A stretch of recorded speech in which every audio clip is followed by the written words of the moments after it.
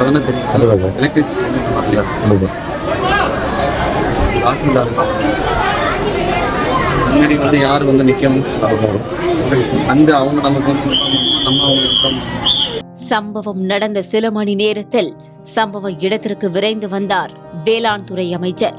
பள்ளி சிறுவன் உயிர் பறிபோன இடத்தில் அதிகாரிகள் யாரும் இல்லாததால் கடுப்பாகி அமைச்சர் செய்த சம்பவம்தான் அதிகாரிகளை அதிர்ச்சியடைய வைத்துள்ளது.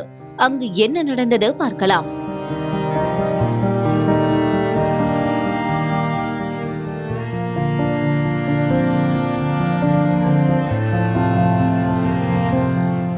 தஞ்சாவூர் மாவட்டம் கும்பகோணம் ஆட்கோ நகர் பகுதியை சேர்ந்தவர் கார்த்திக் காமாட்சி தம்பதி. இவர்களுக்கு ஏகாம்பரம் கோகுல் என்ற 2 மகன்கள் உள்ளனர். இந்த நிலையில் கார்த்திக் கடந்த 2 ஆண்டுகளுக்கு முன்பு உயிரிழந்த நிலையில் காமாட்சி வீட்டு வேலை செய்து தனது 2 மகன்களையும் வளர்த்து வருகிறார். 9 வயதான ஏகாம்பரம் அங்குள்ள நகராட்சி பள்ளியில் 4ஆம் வகுப்பு படித்து வந்துள்ளார். இன்று காலை காமாட்சி வழக்கம் போல் வேலைக்கு சென்ற நிலையில் வீட்டில் ஏகாம்பரம் மட்டும் தனியாக இருந்துள்ளார். அப்போது எதிர்பாராத விதமாக காமாட்சி வசித்து வந்த மாடி வீட்டின் மேற்கூரை தீப்பிடித்து மளமெளவென எரிய தொடங்கியுள்ளது. இதனை பார்த்து அதிர்ச்சியடைந்த அக்கம் பக்கத்தினர் நீண்ட நேரம் போராடி தீயை அணைத்தனர்.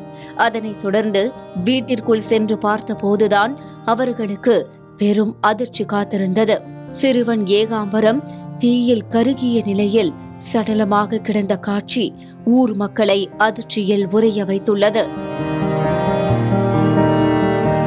விபத்து குறித்து தீயணைப்புத்துறை மற்றும் போலீசாருக்கு தகவல் தெரிவிக்கப்பட்டது. இதற்கிடையில் விபத்து குறித்து தகவல் அறிந்ததும் சம்பவ இடத்திற்கு விரைந்து வந்த வேளாண் துறை அமைச்சர் வினோத் உயிரிழந்த சிறுவனின் உடலை பார்வையிட்டு பாதிக்கப்பட்ட குடும்பத்தினருக்கு ஆறுதல் தெரிவித்தார். அப்போது விபத்து நடந்து நீண்ட நேரமாகியும் எந்த ஒரு அரசு அதிகாரியும் வரவில்லை என பொதுமக்கள் அமைச்சரிடம் அடுக்கடுக்கான புகார்களை தெரிவித்தனர். இதனால் கடுப்பான அமைச்சர் அப்போது அங்கு வந்த கிழக்கு காவல் நிலைய ஆய்வாளர் இளையராஜாவை மக்கள் முன்னிலையிலேயே கடுமையாக கடிந்து கொண்டார். தீ விபத்து நடந்து 2 மணி நேரத்திற்கு மேலாகிறது. நான் வந்து எவ்வளவு நேரமாகியும் ஒரு தாசில்தாரோ மின்வாரிய ஊழியர்களோ இதுவரை வரவில்லை.